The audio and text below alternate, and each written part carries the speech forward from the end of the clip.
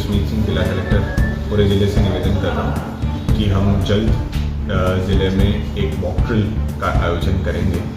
Mock drill का आयोजन नागरिक सुरक्षा और विभिन्न पहलुओं पर जो हमारी सुरक्षा मैकेनिज़म्स हैं उनकी तैयारियाँ और उनमें आवश्यक जो वर्क हैं उसके अनुसार कराया जाएगा।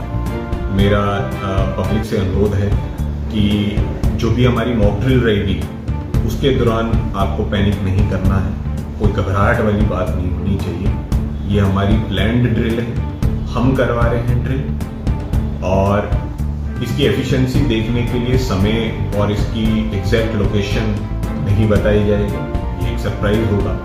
तो आप लोगों के माध्यम से, मीडिया के माध्यम से हम पब्लिक को ये बता रहे हैं कि हमारी प्रिपेयर्डनेस के लिए और इन्फोर्समेंट के लिए, इम्प्रूवमेंट करने के विभिन्न सारे हमारे डिपार्टमेंट, भले वो सिविल डिफेंस हो, होमगार्ड हो, फायर हो, पुलिस हो, या जो भी इसके रिलेटेड सारे डिपार्टमेंट्स हैं, उनकी एक साथ कोऑर्डिनेशन और इंश्योर करने के लिए ये ड्रिल ऑर्गेनाइज होगा। ड्रिल किस लोकेशन पे होगी, डेट होगी, टाइम होगी, वो कोई हम नहीं, ताकि उसका सरप्राइज एलिमेंट है। बट चूंकि पब्लिक में होगी, कहीं ना किसी पब्लिक स्पॉट पे होगी, तो आपके माध्यम से उनको जरूर अनुरोध करेंगे कि उनको किसी बात की घबराहट नहीं होनी चाहिए। ये एक हमारे द्वारा, प्रशासन द्वारा प्लान्ड एक्सरसाइज है और उसमें और सुरक्षा एजेंसीज के साथ कोऑर्डिनेशन में इस काम को कराया जा रहा है। इसमें एक पहलू ये रहेगा कि हम उस जगह पे कितनी देर में रिस्पॉन्स देते हैं, विभिन्न एजेंसीज आपस में कितना तालमेल रखती हैं,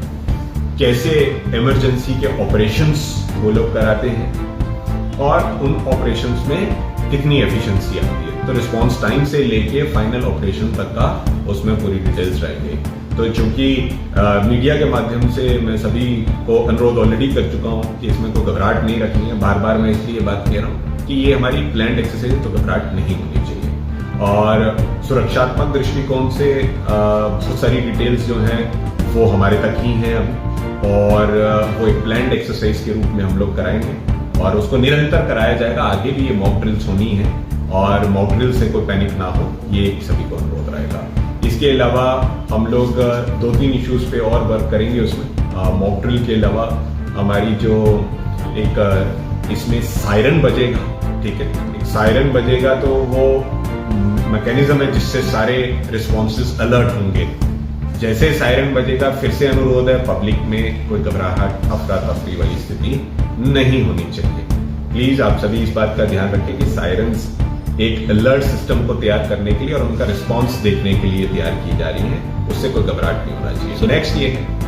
नेक्स्ट ये है कि उस मैकेनिज्म के बाद जो मैंने कहा आपको, कितनी देर में वो रिस्पांस करेंगे, कितनी देर में कोऑर्डिनेशन करेंगे, कितनी देर में इवैक्यूएशन करेंगे, कितनी देर में सब सारी सेवाओं को नॉर्मलाइज करेंगे या वहां तक पहुंचेंगे। एक और एसेंशियल इसमें कंपोनेंट रहेगा जो लास्ट में आपको बताना चाहता हूं कि बिजली विभाग जयपुर से जो निर्देश प्राप्त होंगे उसके क्रम में पूरे जिले में एक ब्लैकआउट करवाया जाएगा।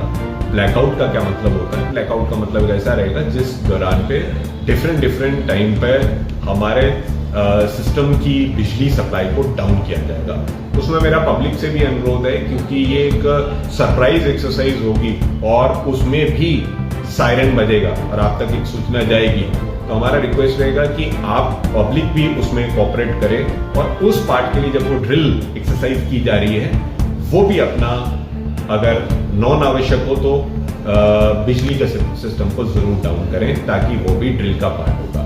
तो पूरी पब्लिक को भी अलर्ट करना है। मैंने जैसे कहा, किसी में घबराहट ना हो, किसी पैनिक ना हो, किसी बूढ़े बुजुर्ग, किसी माता, किसी बहन, किसी में कोई पैनिक नहीं होना चाहिए इस बात से। ये प्लान्ड एक्सरसाइज है, ठीक है। बहुत सारी बातें जो है मैंने पहले आपसे निवेदन कहा कि हम लोग उनका डिस्क्लोजर इमरजेंसी एफएकेसी में देखना चाहते हैं कि कितनी जल्दी रिस्पॉन्स आता है, इसलिए पहले